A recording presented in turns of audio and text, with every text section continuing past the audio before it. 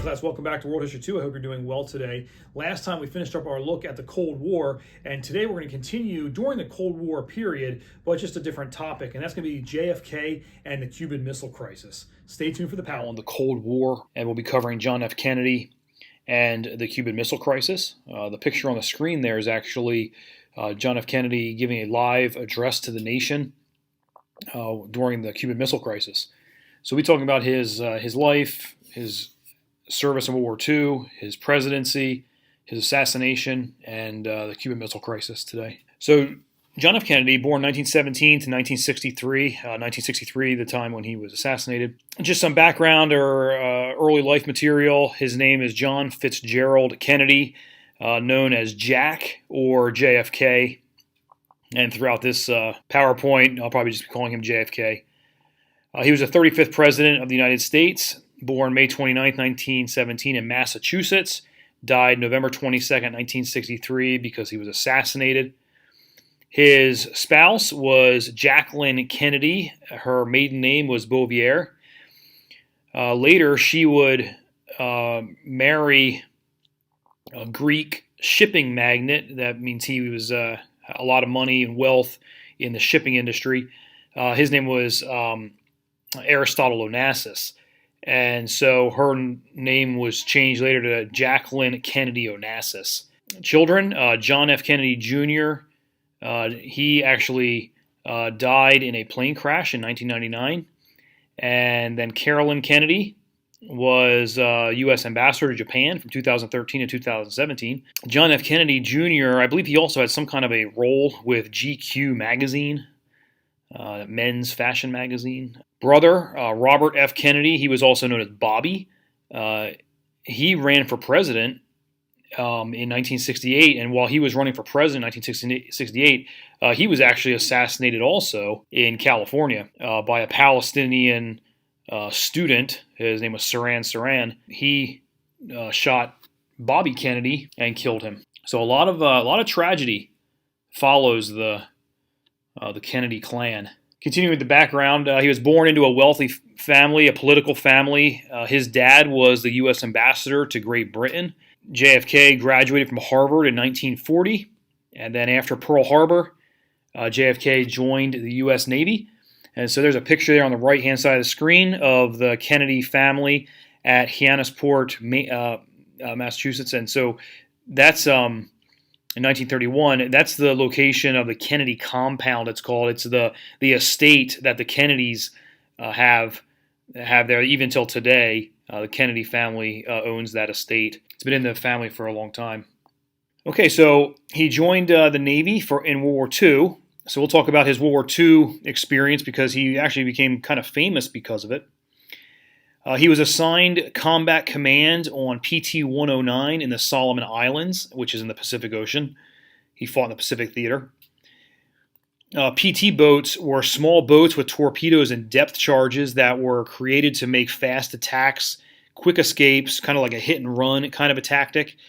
It varied how many sailors were on the boat, but usually it was around 12 to 15 sailors. So they would have, the boat would be big enough to have a kitchen and a place to eat, a galley and a eating place and some beds and all that. But yet it also had torpedoes and depth charges. So it wasn't a huge ship, but it was a smaller kind of boat that could make these hit and run attacks. Usually attacked Japanese supply boats that were running supplies between Japanese-held islands. So these islands that the Japanese had, they usually had they held like a larger island, and these larger islands would then also have small islands all around it, out in the ocean, out further, and they would also have little garrisons on those, and the Japanese would run supplies back and forth from the main island out to the smaller islands, and this Japanese supply line was called the Tokyo Express, and the PT boats were given the task to attack the boats that were giving supplies to the Japanese garrisons on these smaller islands. It was also used for reconnaissance. So here's a picture of the boats. The one on the left is an actual picture of PT-109. And then you see Kennedy, who's in command of this boat, down there on the bottom right. And I just found this schematic. And so you see the boat. I mean, you just imagine a guy standing there. Here's a machine gun, a guy standing back there. Under here would be like the little kitchenette and galley area, maybe a couple of places to sleep.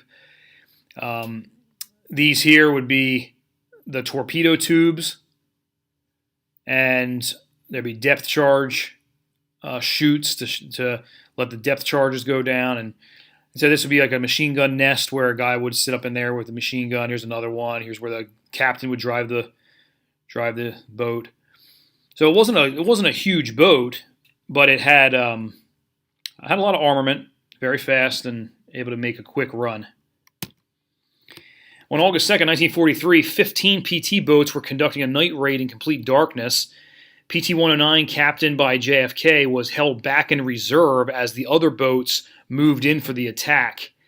And as the PT-109 was sitting back in reserves, suddenly out of the darkness, a Japanese destroyer called Amaguri came out of the darkness and slammed into PT-109, and it cut it in half. The Japanese destroyer didn't even realize it hit anything and just kept on going because the destroyer is quite large. 10 of the sailors survived and 2 were killed. JFK was at the helm, and he ended up being thrown to the ground, or thrown to the floor of the helm.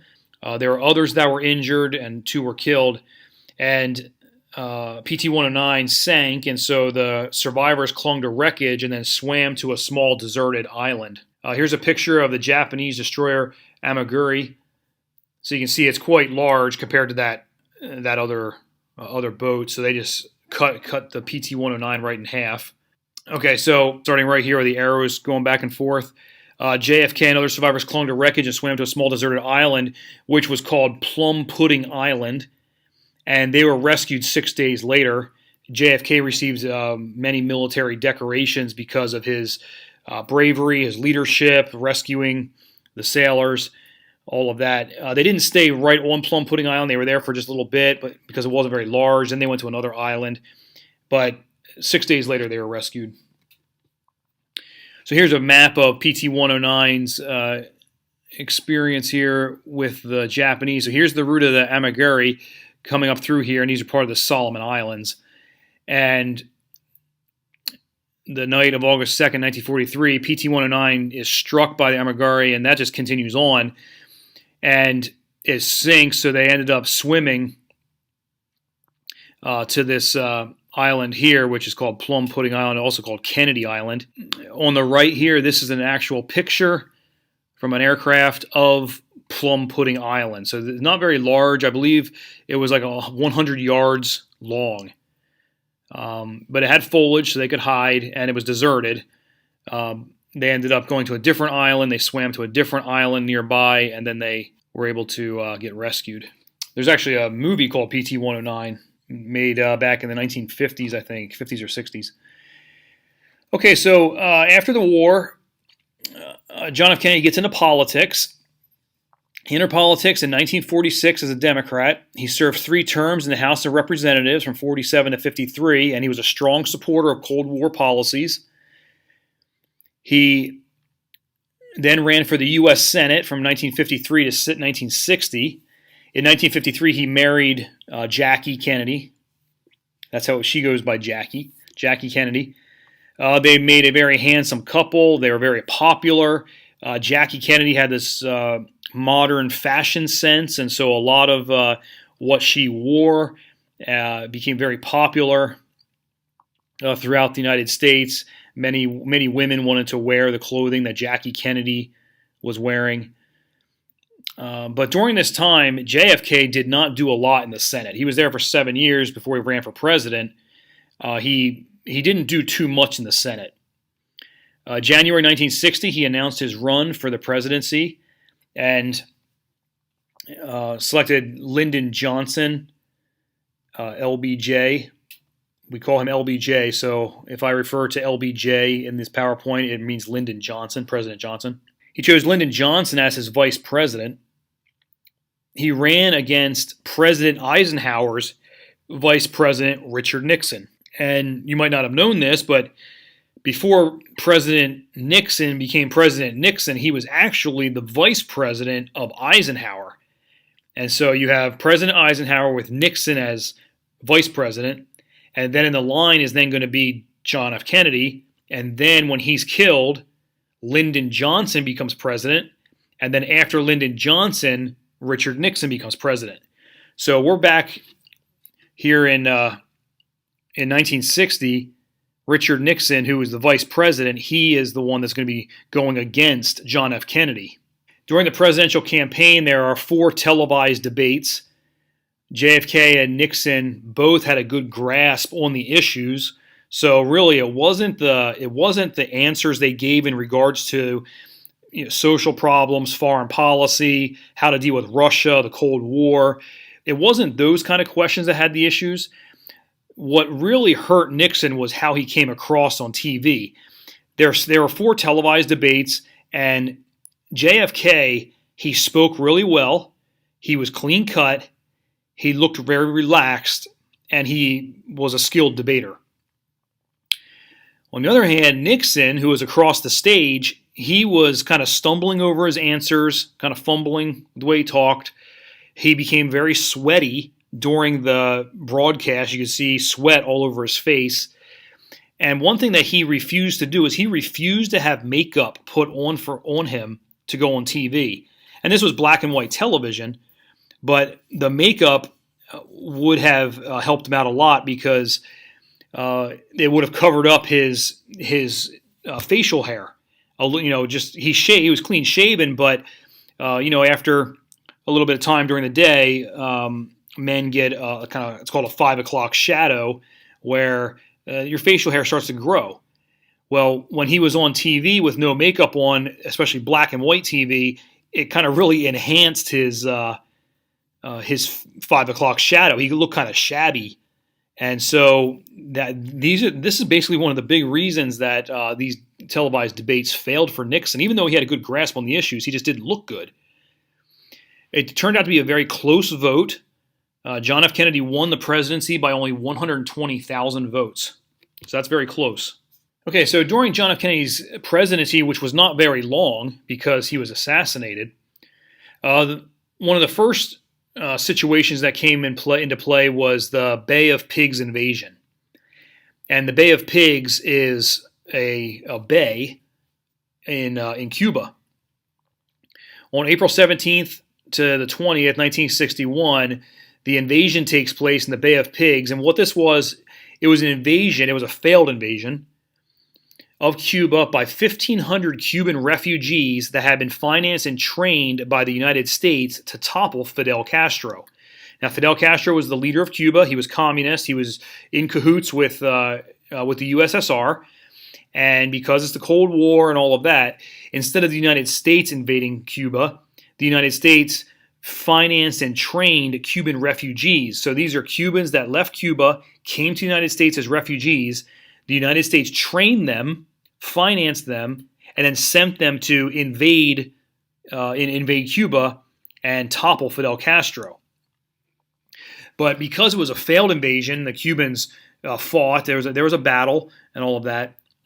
It led to international tensions between the U.S. and the USSR. And after the whole thing kind of pans out, Fidel Castro becomes a hero in Cuba because he basically stood up to the big bad United States, is what they would have said. But the U.S. and the USSR, because of the Cold War going on now for a good number of years, this is just another area of tension, and this is going to lead into a big area of tension, which is the Cuban Missile Crisis. And we're going to have some slides coming up at the end of this PowerPoint specifically about the Cuban Missile Crisis. Before we get to that, we'll just continue on with JFK's presidency. Another thing that he did was he signed an executive order creating the Peace Corps. The Peace Corps was a humanitarian organization that was financed by the U.S. government, that provided social and economic assistance to third world countries. And what it was basically American citizens would go to these third world countries and help these countries. And in the process, what it's doing is it's promoting the United States, and it's promoting peace, and it's promoting democracy. So the requirement was an American citizen with a college degree. You volunteered for a 2-year term, and you would go to this other country and you would work with their government, you would work in their schools, you would work in their communities, doing these different things that would help the society of the third world country. But again, it's all in an attempt to push democracy and push how the United States is caring for the world, and basically it's a push against the USSR, which is being portrayed as no freedoms, kind of like in the dark, backwards, all of that. The next larger event that takes place with JFK's presidency is Vietnam. The Vietnam War did not start when the United States went to Vietnam to fight the Vietnam War. There were many years before the Vietnam War that kind of led up to the beginning of the Vietnam War, and it actually started before JFK. It's just that during JFK's presidency, there was a big concern about communism being influenced, the communist North Vietnam influencing or putting pressure on the democratic South Vietnam. And so we're on the heels of Korea, the Korean War, and that whole issue there. And now it's looking like it's going to go to Vietnam. And so JFK wants to halt the spread of communism, so he was advocating for support of Vietnam. By the time of his assassination in 1963, there were 13,000 U.S. advisors were in Vietnam. And a U.S. advisor was someone in the military, an army personnel, that was sent to Vietnam during this time. And what they did was they advised the South Vietnamese army on what to do when they ran into the North Vietnamese or the Viet Cong, which we'll talk about this when we get to the Vietnam War. But these advisors that's all they were supposed to do. They were supposed to advise, they were supposed to train, they were supposed to give support, all of that. But they were not supposed to be involved in direct ground combat.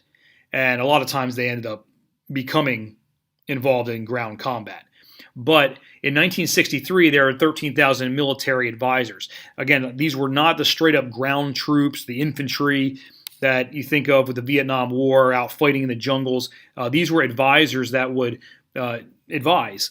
Now, one thing was the military advisors, they would go on missions with the South Vietnamese army as they fought the North Vietnamese army. And so you would have advisors on the battlefield, and sometimes they did get involved in direct combat, but their role was not supposed to be direct combat. But then, notice the last part of that slide, 1963, there was only 13,000 in Vietnam. In 1968, that would reach the height of U.S. personnel in Vietnam at 536,000 in 5 years. So you have a lot of soldiers are going to go to Vietnam during the Vietnam War. But this is just the very, very beginning. Okay, so the assassination, November 21st, 1963, JFK and Jackie flew to Dallas, Texas for a campaign event. At 12:30 p.m. on November 22nd, 1963, while riding in a convertible through Dallas, Lee Harvey Oswald shot JFK 2 times. The second shot went in his head.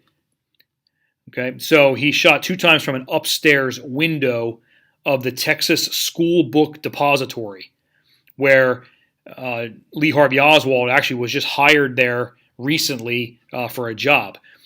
The first shot of JFK went in his neck and went out his chest, and the second shot hit him in the head. Is that he was shot in this convertible. Now in Moodle, I have a actual footage of the shooting, frame by frame footage, and it's a little bit graphic. I mean, not nothing crazy, but you can see the first shot kind of go in, and JFK kind of slumps, and Jackie is like leaning over, like putting her arm over by him, like something happened. He got shot through the neck and chest.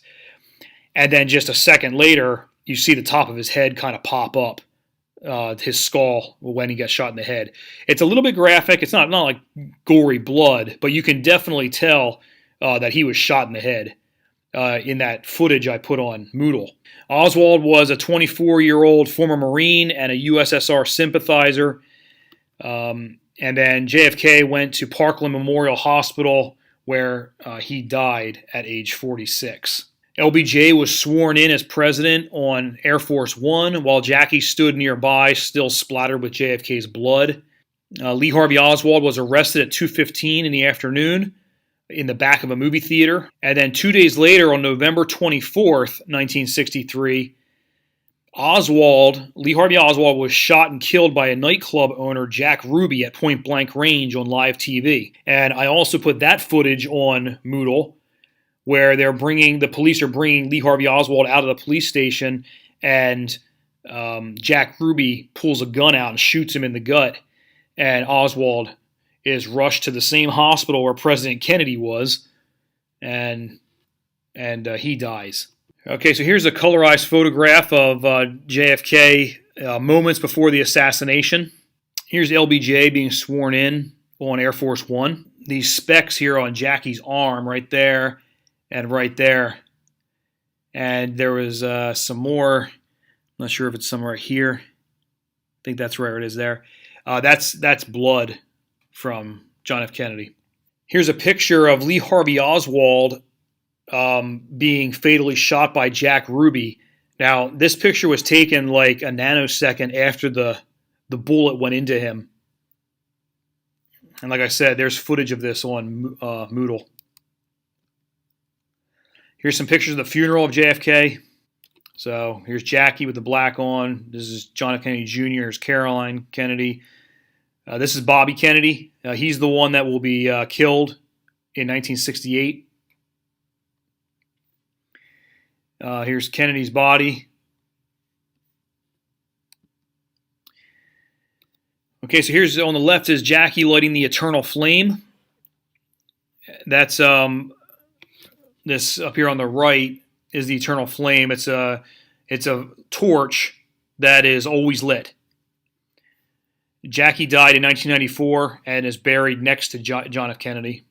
So she will be buried here later when she dies. Over here on the right is their graves. And this is the eternal flame. And this is at Arlington National Cemetery. The flame was lit on November 25th, 1963. And since then, it's only gone out 2 times. Besides, when they have to do regular maintenance, they transfer the flame to a temporary torch. When they have to do maintenance on the flame, eternal flame, but then they put it back on. But it did go out 2 times. The first one was during a massive thunderstorm. What happened was the transformer that controls the electric backup, the electric start backup for the flame, that transformer blew during the storm, and it was just heavy downpours, and it put the flame out, and it couldn't restart. And so that was the first time. The second time, some Catholic schoolgirls were sprinkling the eternal flame with holy water out of this bottle, and the top of the bottle came off and dumped on top of the flame and put it out. But because there was it was like a school group, there was a maintenance person nearby for Arlington National Cemetery, and he went over and was able to relight it. But it's been lit for a very, very long time, since November 25th, 1963. And you can go there today and you can see it. Okay, now we're going to talk about the Cuban Missile Crisis to close out this PowerPoint, October 16th to October 28th, 1962. So this is before John F. Kennedy was killed. He was president of the United States. The Cold War was raging, and the arms race was in full swing. And this is going to lead up to the Cuban Missile Crisis. The United States had 27,000 nuclear missiles deployed at United States sites around the world. After the Second World War, we had a lot of military bases all around the world because of we are a superpower and we have bases all around the world to ensure peace and promote our national interest and all of that. Well, there were 27,000 nuclear missiles deployed around the world. There were 100 U.S. nuclear missiles in Turkey, and they were aimed at Moscow. Now, compare that to the number for USSR. The USSR had 3,600 nuclear missiles. So the US had a lot more missiles than the USSR. In October 1962, a United States U-2 spy plane secretly photographed USSR nuclear missile sites being built on the island of Cuba, which is only 90 miles from Florida. So if the USSR only has 3,600 nuclear missiles and the USSR does not have a base right near the United States, like the United States had missiles in Turkey, which is right near USSR, the USSR wanted to get some missiles closer to the United States. So one of these sites was going to be Cuba. And basically a missile from these sites could hit almost any U.S. city in the United States. So it didn't have to be like just Florida. It could have hit Washington, D.C., it could hit New York City, it could hit Dallas, it could hit some major cities in the United States. The blockade. The USSR was sending nuclear arms to Cuba via ship. Of the options considered on October 22, 1963, JFK decided on a blockade of Cuba and gave a televised nationwide speech. Now, the reason this is important is because there's several courses of action you can take. You can do nothing. You can try to end things diplomatically. You can try to, you can invade Cuba yourself before the ships get there. I mean, there's different things that you can do. And he decided to do a blockade. But this was a very precarious situation because a blockade, in international law, if a country blockades another country, it can be viewed as an act of war. And so by blockading Cuba, it could have been taken as an act of war on Cuba, and the USSR would have definitely come to Cuba's aid in that situation. So Kennedy, he decides to do the blockade. There were 14 USSR ships. They were on their way to Cuba, accompanied by USSR Navy and submarines. While these ships are coming across the ocean towards Cuba, they're coming across the Atlantic Ocean towards Cuba, the United States sent 23 B-52 nuclear bombers on constant orbital flights around the USSR for quick strikes. So now you have B-52 bombers they actually are holding nuclear bombs in the belly of these bombers, and they're going and doing orbital flights around the USSR. They're not in USSR airspace, but they're ready to strike. I mean, it's very, very precarious. It's like basically going on the verge of nuclear war. Here's a picture of the U.S. Navy planes doing a flyby and photograph of a USSR ship. And you can see on the deck there where the red arrow is pointing are crated nuclear missiles on board this ship. And they're on their way to Cuba. The U.S. blockade and the air presence over Florida, over Cuba, and around the USSR region was so overpowering that the USSR basically kind of changed their mind and pulled their 14 ships, and they basically altered their course. They turned around and they began returning to the Baltic. Most intelligence reports and photos believe the ships contained the nuclear missiles being delivered to Cuba. The USSR was still defiant, and JFK began speaking of a U.S. invasion of Cuba, and this would draw U.S. and the USSR into war. Now here's the situation. This is what kind of helps break the blockade. The U.S. had excellent nuclear positioning, and the USSR did not. The situation was intensified when on the morning of October 27th, Cuba shot down a U.S. U-2 spy plane, and Cuba called on the USSR to nuclear strike the United States. So the ships have turned around, the blockade worked, the ships have turned around, and a U-2 spy plane is taking pictures over Cuba and is shot down by the Cubans. And then after they being shot down by the Cubans are looking at this as like an act of war, and so they call on USSR to nuclear strike the United States. However, in secret negotiations with Khrushchev, that's the leader of the USSR, JFK agreed to remove the nuclear missiles from Turkey if the United States stopped all activity in Cuba. And that's what happened.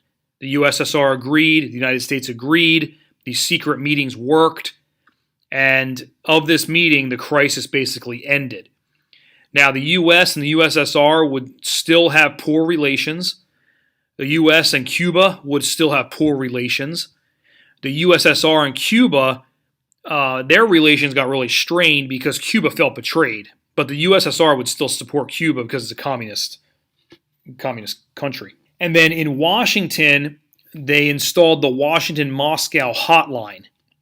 And that was a direct phone line installed in the White House for the president to be able to talk with the leader of the USSR directly in case of future issue. And that would be like the red phone in the Oval Office. If that thing rang, or if the president was making a phone call from the red phone, it was because of some kind of a nuclear issue with the USSR. And that's going to be it. All right, class, that's it for today. Next time, we're going to continue our look during the time period of the Cold War, and we'll be looking at the Vietnam War Part 1. I'll see you then.